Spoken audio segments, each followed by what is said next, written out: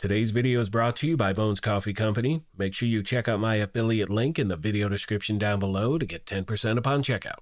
Alright my fellow agents, welcome back to the Gaming Brigade, and as we start off the week my friends, today I'm going to continue this series here at the channel where I revisit a handful of builds I'm currently using in the game. And today I'm going to be highlighting a few striker builds, a core strength build, as well as some ongoing directive builds as well. Now chances are if you've seen my build videos over the last 3 weeks or something like that, you may have already seen these videos, but a lot of you reach out asking me to put together these compilations, so that's exactly what you're going to get really quick. Now as always, I will leave timestamps in the video description, that way you can bounce in between the builds anytime you want. And for those of you out there who have reached out asking me to put together a few Heartbreaker builds based around the Lexington, that video is going to be dropping tomorrow. That's all I got for this introduction my friends. Thank you once again for everything. Take care of yourselves, be kind to each other, and with that being said, let's cut right to the footage. Now for the first build I'm showing you, I'm using the Technician Specialization. Doing that for two main reasons. First of all, you get that extra skill tier. Secondly, you get an extra 12% damage to drone skill proxies and robotics. And always remember, regardless of the specialization you choose, have the proper weapons activated in your weapon skill tree. That way you're getting a 15% weapon damage bonus regardless of which one you're using. Now the primary weapon I'll be using in all of the builds you're about to see is St. Elmo's Engine. This is still one of my go-to weapons in the game. I need to mention it is at expertise level 30. It's one of those few items where I actually took the time and resources to level this thing up. However, to be clear, you could use whatever primary weapon you want. You could use the Capacitor, the Big Alejandro, the Lexington. It's totally up to you. Now you can see with this talent, shooting an enemy will give you 1 stack, and at 100 stacks, the next magazine will be 100% filled with shock ammo. And when we take a look at the mods, you can see you get that 15% crit hit damage, 30 extra rounds, 10% weapon handling, and 15% crit hit chance as well. In my opinion, that's what really makes this one of my favorite weapons in the game, the combination of those mods, as well as the talent itself. As far as the secondary and sidearm is concerned, that is totally up to you, my friends. Moving on to the gear itself, you can see we're running 3 core strength, 1 unit alloys, 1 brazos, and the Ninja Bike backpack. Now we have chosen this for 2 main reasons. First of all, you get all 3 core attributes. Secondly, it has the talent resourceful, slots in with any equipped gear set and or brand set item to fulfill a requirement towards unlocking a gear set's bonus. And that simply means, even though we only have 3 pieces of the core strength gear set equipped, we do get the 4-piece bonus. The 2 pieces 10% weapon handling, 3 pieces 5% weapon damage, total armor, and skill efficiency. 4 pieces core exercise. For each core on your gear piece, receive 40% of the other 2 cores bonuses, and skill tiers count as 15% skill efficiency. However, because we are wearing a piece of the core strength body armor, we have access to the talent inner core, and that is going to increase that percentage from 40% to 75%, so you definitely want to use this thing. Now as you can see, I only have 2 armor cores on this build, but I'm sitting at 2 million armor. Next we have the holster. It's a 1 piece of Brazos. I've chosen to roll this one with an armor core. Because of the Ninja Bike, we also get that second brand set bonus, which is an extra skill tier, and that bottom attribute 10% weapon damage is also locked in. Now the reason I've chosen to do that is because of this gear set, because it allows me to have 2 million armor. We have 5 weapon cores as well as 3 skill tiers, and those skill tiers are going to have a major impact on your fixer drone and the reviver hive, and I'll talk about that a little bit more in a moment. Next we have the knee pads. It is the 3rd and final piece of the core strength gear set. Continuing on to the gloves, it's the 1 piece of unit alloys, but again, because of the Ninja Bike, we get that second brand set bonus as well, which is 20% assault rifle damage. Now the reason I've chosen these gloves is because my primary weapon is an assault rifle. If you happen to use an LMG, just switch your gloves to contractor's gloves, because that's going to give you an extra 10% LMG damage, 15% weapon handling, and those have that middle attribute, 8% damage to armor. As far as the skills are concerned, as I mentioned a moment ago, using the reviver hive as well as the fixer drone. Now as we make our way to the next build breakdown, when it comes to this gear set, you're going to hear mixed opinions, right? And the reason for that, it's valid, because this gear set is like a jack of all trades and a master of none. You know, because a striker build is going to hit harder, a skill build, if you want skill damage, you're going to use something completely different. But if you happen to be looking for something that gives you a balance between that armor, that weapon damage, as well as a few skill tiers, this is a gear set that can definitely get you there, and in my opinion, it will help out a lot of players who happen to be struggling on the higher difficulty. Alright, so with that being said, it takes us to a few more builds I'm going to highlight really quick, and all of these are based around the Striker gear set, and the reason for that is because it's still one of the best, if not the best gear set in the game for so many different builds out there. Starting with the mask, you can see it's the first of 3 pieces of Striker, but once again, because of the Ninja Bike, we're getting that 4-piece bonus. 2 pieces 15% weapon handling, 3 pieces 15% rate of fire, 4 pieces Striker's Gamble, where weapon hits are going to increase total weapon damage by 0.65%, stacking up to 100 times. Next we have the body armor. It's the first of 2 pieces of unit alloys, but again, because of the Ninja Bike, we also get the 3rd brand set bonus. Now I am using the named body armor, the Equalizer. That has the talent Perfect Obliterate, where critical hits are going to increase total weapon damage by 1% for 10 seconds, stacking up to 24 times. Takes us to the holster, 2nd piece of unit alloys. You can see this is the named holster, the Salvo, and we are using that for that middle attribute, 5% rate of fire. Now you do have a few other options as well. I will show you those in a moment. Continuing on to the knee pads and the gloves, 2 more pieces of the Striker gear set. And for this build, I need to point out I have switched the specialization to Gunner. That is going to give me some extra armor on kill, a reload speed increase, some extra rate of fire. More importantly, it gives me access to the Banshee Pulse, and I love to use that with the combination of the Crusader Shield. Last but not least, my friends, we have the following build that you're looking at. Now for me as a solo player, this is what I'm going to be using 90% of the time in the game. We have 4 pieces Striker. We are still using that Equalizer body armor, but you can see I've changed the backpack to the Memento, and this is easily one of the best ones in the game without a doubt because of that talent kill confirmed. Now remember, when it comes to this talent, you have to be the one that kills the NPC for that trophy to drop. So if you're rolling in a group, I recommend using the one I just showed you. As a solo player, remember, you're doing all the killing, so you're picking up all those trophies and you're getting that weapon damage, bonus armor, and skill efficiency as well. Last but not least today, I want to once again remind you that this is just a template. You want to take your time, make a build your own. For instance, you may look at this build and see I'm sitting at 1.5 million armor and think to yourself, I do not need that much. So you can make some tweaks, add some weapon damage instead of that armor. And finally, for those of you out there who do not have the Memento backpack, what I recommend doing is the following. You're going to switch your bag to a piece of Striker. Now, when you have this equipped, you have access to the talent risk management, and that is going to increase the weapon damage gain per stack of Striker's Gamble from 0.65% to 0.90%. And let's say you have no desire to use a Salvo holster because you do not care about that rate of fire, switch it to a piece of Gruppo. With that, you're going to get an extra 13% crit hit damage bonus. As always, I hope this video helped you out, and if you happen to have any questions, comments, or feedback, please let me know, and I'll do my best to get back to you as quick as I can.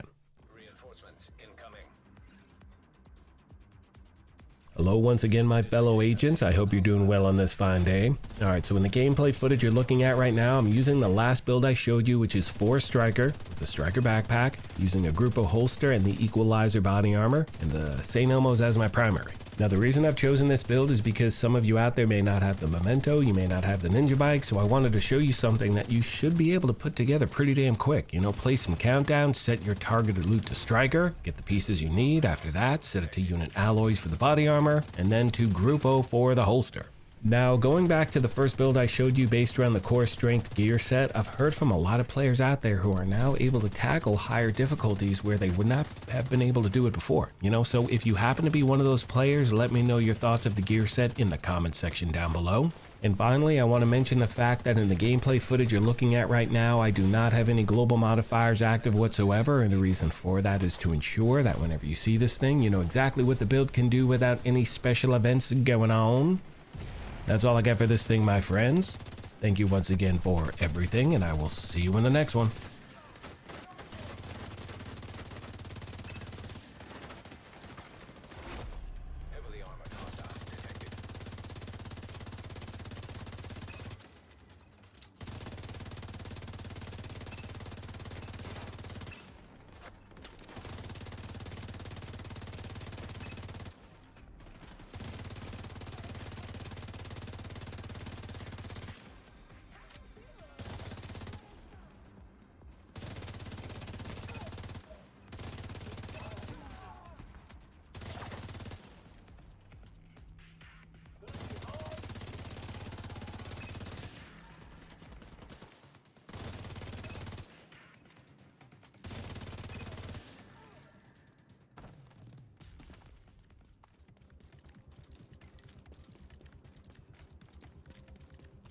Agent, I'm getting reports that a Black Tusk kill squad is on site.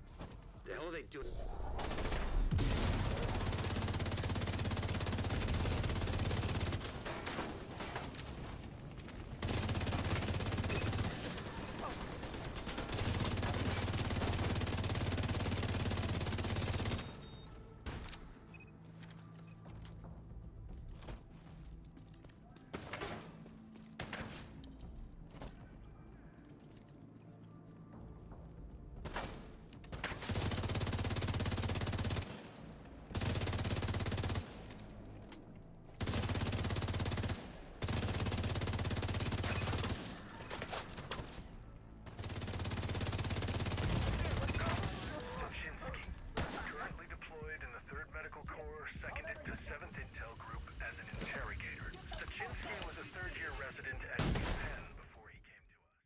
Now, first of all, let's talk about getting the mask.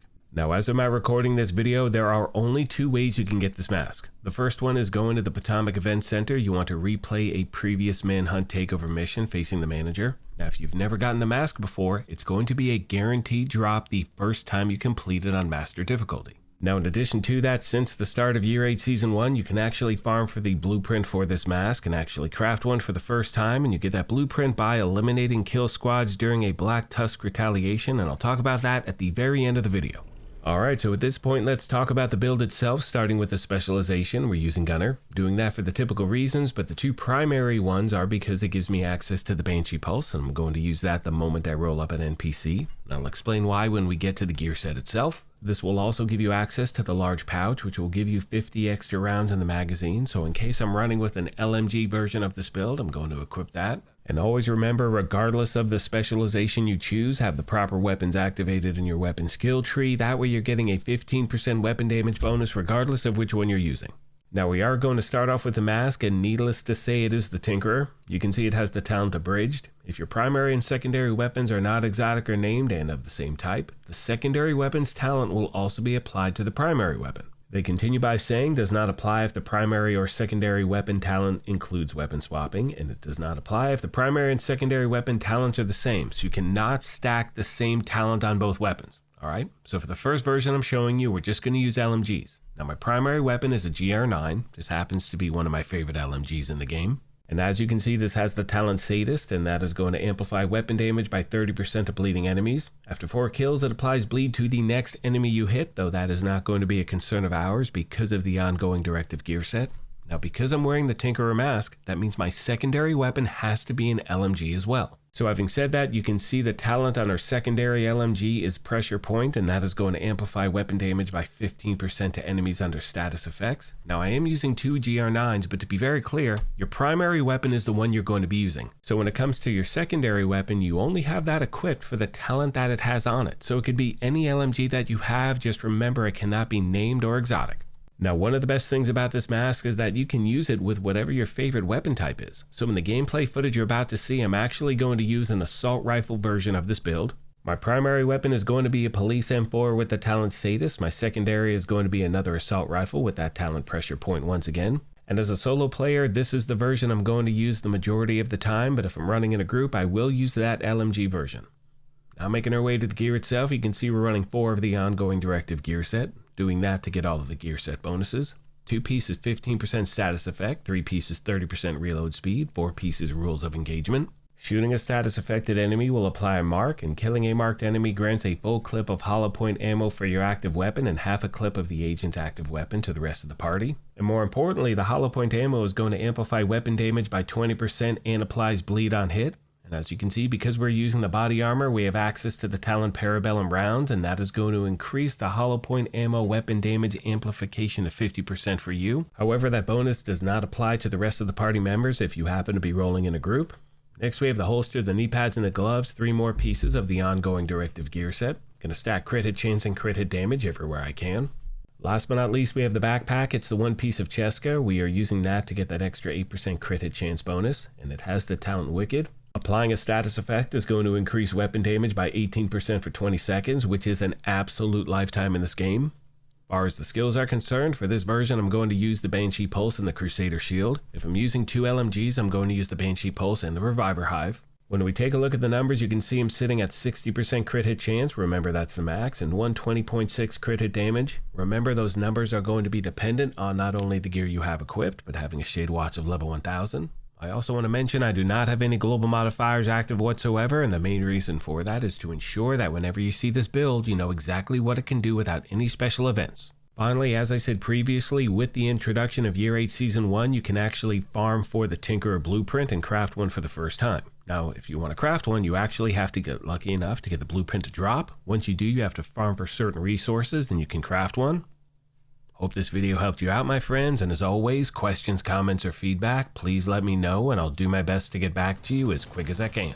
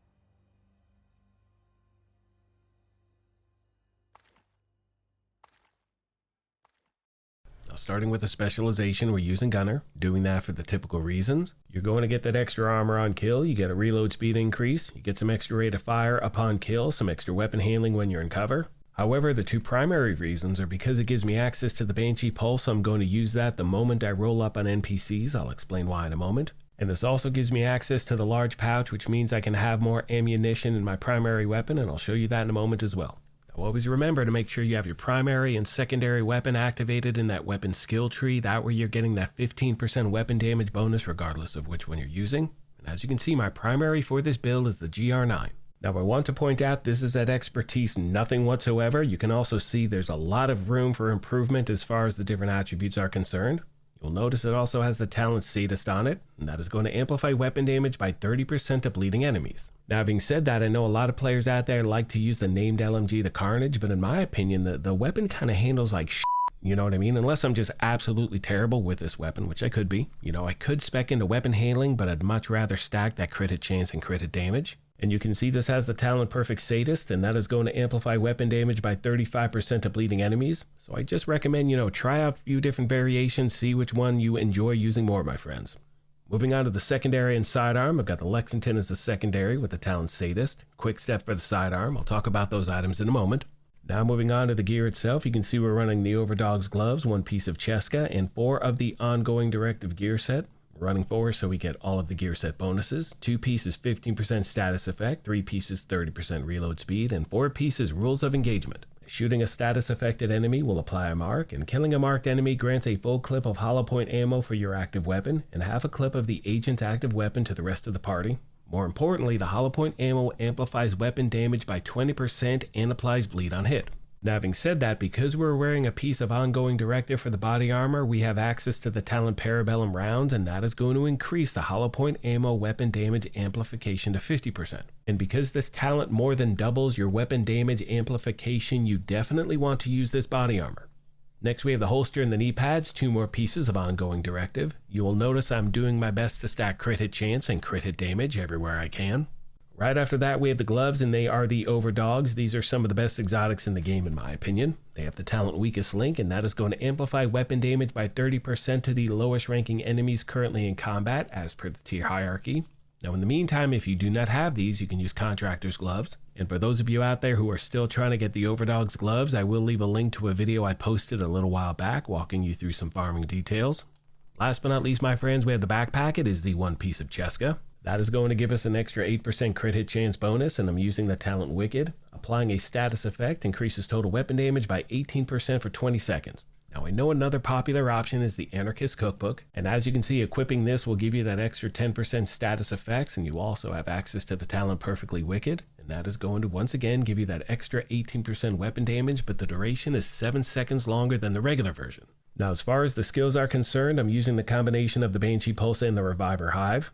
When we take a look at the numbers, you can see him sitting at 58% crit hit chance. Remember, the max is 60, and 126.3 crit hit damage. And keep in mind, those numbers are going to be dependent on not only the gear you have equipped, but having a Shade Watch of level 1000. Now, at this point, as promised, I want to show you another variation I love to roll with. And if I had to choose one of these versions, this is definitely the one I'd pick. Now, my primary weapon is the Lexington, and you can see it's at expertise level 30. And for the record, this happens to be one of the few weapons I've actually leveled up to that point because honestly, it's way too expensive. God, I sound like my dad. It's way too expensive. And there happen to be only a handful of weapons in the game I actually use enough to even consider leveling them up. Now, for those of you out there who do not have this weapon, I recommend using a Carbine 7 with the talent Wicked, or you could also use a Police M4 with the same talent. I can promise that will still get the job done. Now, as far as this build variation is concerned, you can see I'm running 3 ongoing directive, 2 unit alloys in the Ninja Bike backpack. Now, equipping this is going to give you 3 core attributes. You get that weapon damage, armor, and a skill tier. You also have access to the talent Resourceful, and that slots with any equipped gear set and or brand set item to fulfill a requirement towards unlocking a gear set's bonus. That simply means even though we're only wearing 3 pieces of the ongoing directive gear set, we do get that 4-piece bonus. Now, as far as the holster and the knee pads are concerned, these are the 2 pieces of unit alloys. That is going to give us that extra 5% rate of fire, 20% assault rifle damage, and because we're wearing the Ninja Bike, we also get a 3rd brand set bonus as well, which is 50% magazine size. And I'm telling you right now, having those extra rounds in your magazine, especially when that magazine is filled with hollow point ammo, I'm telling you, my fellow agents, you're going to be absolutely decimating NPC left and right. Hope this helped you out, my friends, and as always, questions, comments, or feedback, please let me know, and I'll do my best to get back to you as quick as I can.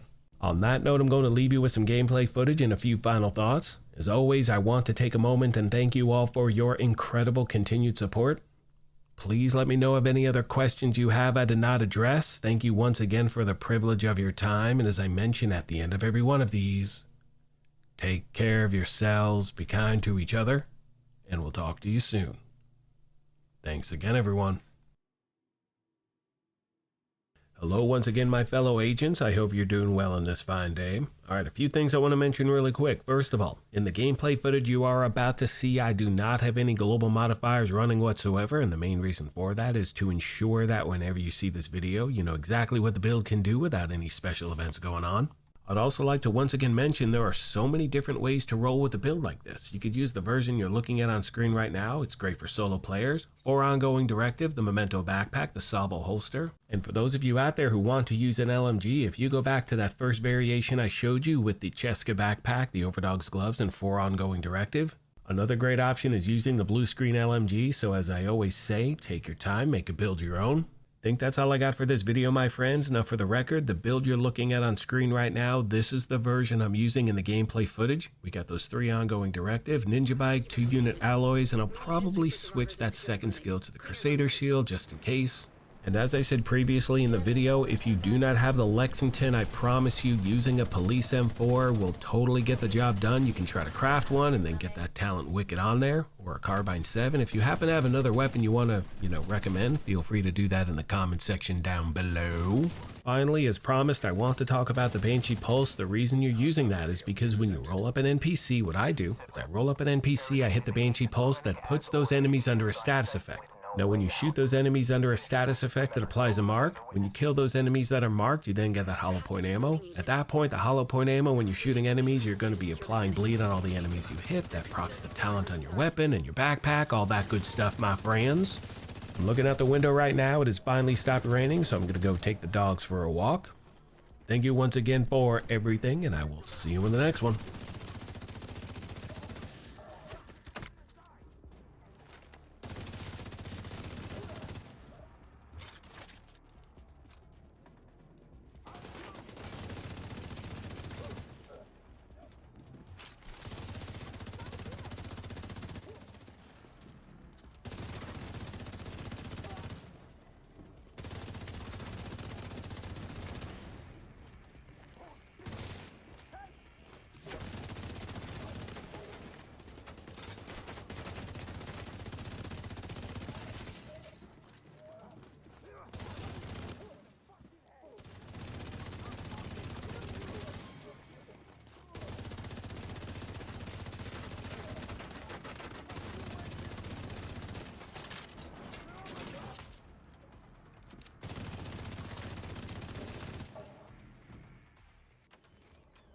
Agent, I need you to kill those cleaners.